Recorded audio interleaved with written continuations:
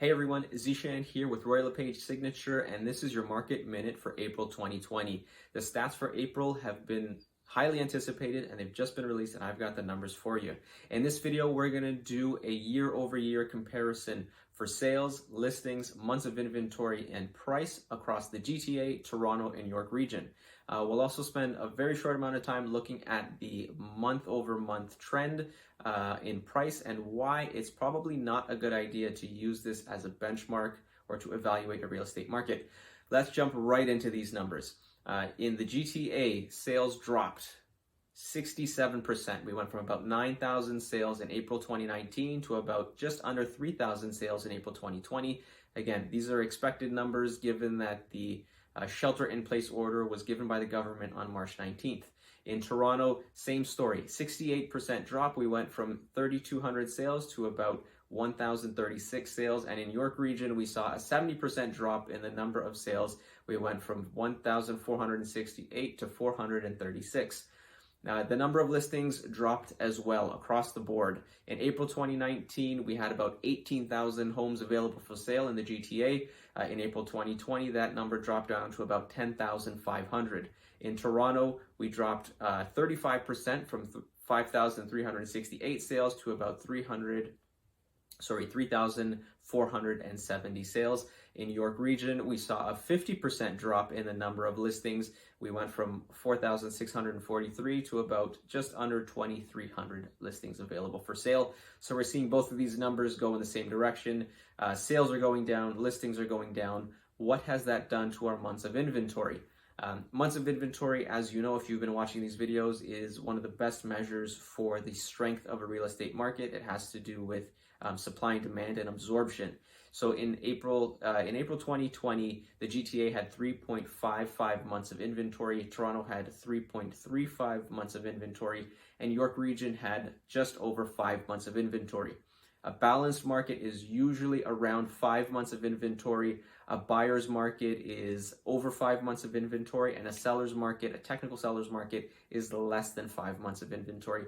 So you can see that the numbers are hovering, around 3 months for the GTA, and then again, 3 in Toronto and about 5 in York region. So a little bit more balanced in York region. Prices. This is the one that everybody's always asking about. What's happening to real estate values? Well, the best way to look at this is over the course of a year. It's enough time to evaluate a real estate market. So in April 2019, across the GTA, prices were about $820,000. In April 2020, we went up to $821,000. So essentially a flat market year over year in the GTA. In Toronto, we actually had a little bit of a dip. We went from $903,000 to $881,000. That's a 2.5% drop. And in York region, we had a 6% increase. We went from $913,000 to $968,000. So we can see that the market's relatively stable. Prices aren't dropping or falling drastically as some people had expected or imagined. And a lot of people are asking me, well, what about month over month? What's happening, from month to month to month? And I'm hesitant in releasing these numbers, but I will just because a lot of people are asking. But before I do that, understand this.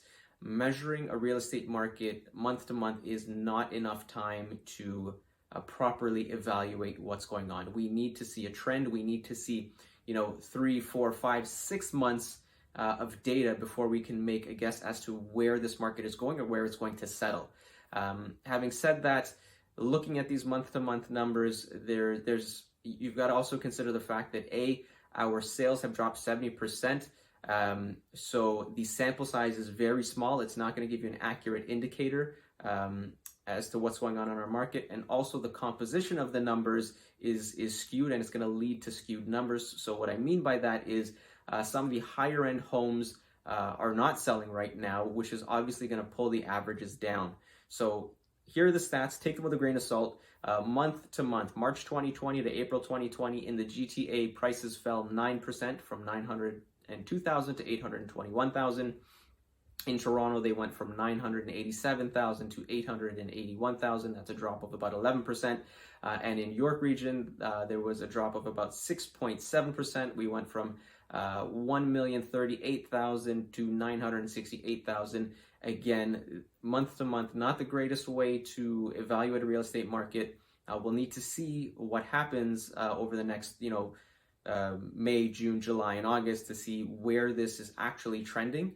And I'll be happy to provide those updates as always for you. If you have any questions, please don't hesitate to let me know. You can always call me, 416-450-3163. Drop me a text, send me an email or comment on this video. I'd be happy to answer any questions you have. Thank you so much for taking the time out of your day to watch this video. Have a great day. Thank you.